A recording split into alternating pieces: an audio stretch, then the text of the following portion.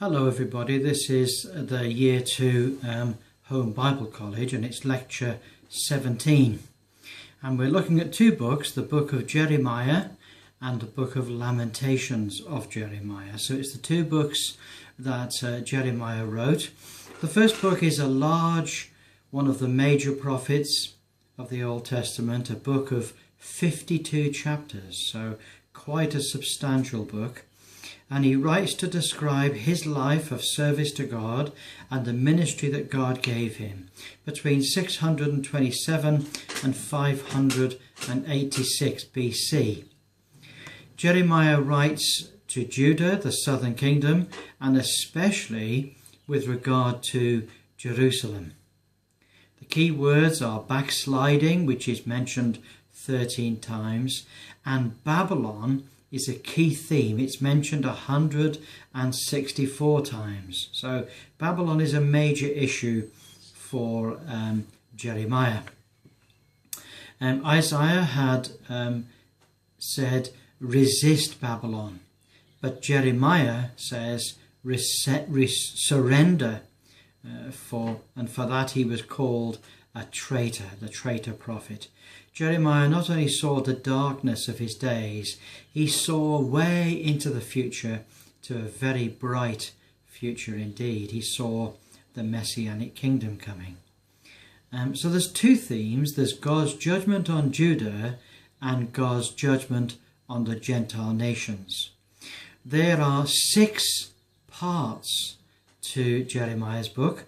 We have a very early section, the first chapter, in which Jeremiah describes God's call to him to the prophetic ministry, and that call to the prophetic ministry came when he felt himself to be very young in years. He describes himself as a baby. And then we have a series of prophecies, 5 types of prophecies. We have prophecies to Judah and Jerusalem. We have prophecies during the reign of Zedekiah. We have prophecies regarding the future of the 12 tribes and Judah's near captivity. And we have prophecies to the remnant left in the land. And we have prophecies during Jeremiah's last days. What we need to understand is that the life of Jeremiah was that period of time just before the Babylonians came and took all the people of Judah as slaves. And it also included the rest of Jeremiah's life while the people of Judah were away in the far country. Jeremiah was never taken as a slave. All the poor of the land of Judea were never taken away. You see, what the Lord had done is this. He had set up that Israel should always, after 7 years, they should always allow the land, the actual fields, to have a rest. It's called the Sabbath rest, and it was the sabbatical. It was the 7th year, and in the 7th year, none of the crops were to be harvested. There was to be no sowing and no reaping, and everything was to be left fallow. Israel, in their greed, really, for 450 years, had harvested and planted and used the fields on those 7th years, those Sabbath years. So the land was owed 70 years of rest. And so the Lord took Judah out of the land. All the landowners, all the farmers who owned the land were taken out of the land of Judea into Babylon. Daniel was one of those that went with them. And the only people left in the land of Judea were those people that never had land. They were the poor. And so the expression could be used that the poor inherited the earth. And for 70 years, the land had its rests, and every field had a complete rest from work. Jeremiah had warned the southern kingdom of this judgment of the Lord that was coming, and because of that, he was spoken of as being a traitor.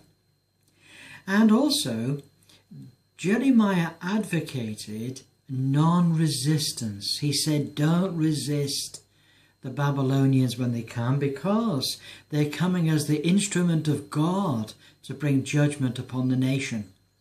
Of course, him saying that we shouldn't resist them meant that people thought that he was a traitor. Of course, he was never a traitor any more than any man. But he did not believe in resisting those people whom God had raised up as an instrument of judgment upon the nation. So he was left in the land, and we see towards the end of the book that he has a number of prophecies for those that were left in the land. And eventually the land became so poor, and so there was an economic collapse to such a degree that there was no food in the land. And so the poor of the land with Jeremiah, they eventually retreated down into Egypt, and in Egypt they had grain and they had food, and they were able to live out the rest of their lives. It's very interesting that while that was happening in Babylon, Ezekiel, Daniel, they were reading the prophecy of Isaiah, and they realized that these 70 years were now coming to an end. And so Daniel and Ezekiel and others, they go to prayer, and they exercise their political ministry through prayer. And they're praying and asking for the Lord to raise up men that will be able to enable Israel to go back, Judah, to go back to the land of Judah. And of course they go back under Ezra and under Nehemiah. So this is the book of Jeremiah. It's the close of Judah's period in the land of Judah, and he describes their captivity. He also gives an awful lot of prophecies earlier. He prophesies concerning Egypt. He prophesies about the Philistines, about Moab, Ammon, Edom, Damascus, Kedar and Hazor, which is basically Saudi Arabia. He prophesies regarding Elam and Babylon, how that Israel will return, and he talks about the judgments of the Lord. And at the closing part of his book, he is very much concerned about the destruction of Babylon. Now we need to be very careful.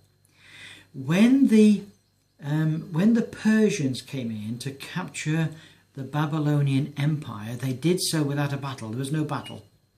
And Daniel was obviously in the land of Babylon at the time, and there was a change in government. It happened overnight. You remember the handwriting on the wall? That was the very night when the government was taken over by this invading force. And so Babylon was never destroyed. When the Greeks came to Babylon, they didn't destroy it either. They took over the whole nation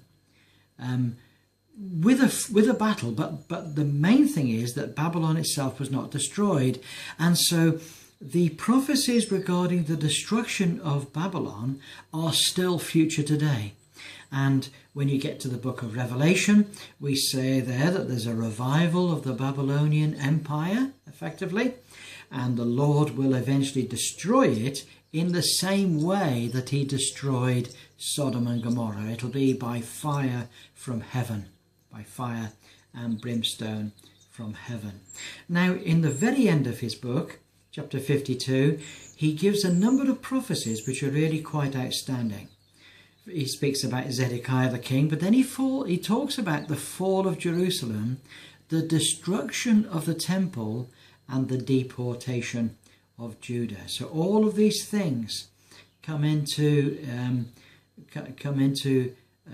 Jeremiah's prophecies right at the end. So we have 52 chapters, which is quite outstanding. A huge document is the book of Jeremiah. Now, Jeremiah also wrote another book, which we call the Lamentations. Now, the Lamentations is an interesting word, and it means a collection of laments. A lament is a bitter, bitter cry of mourning.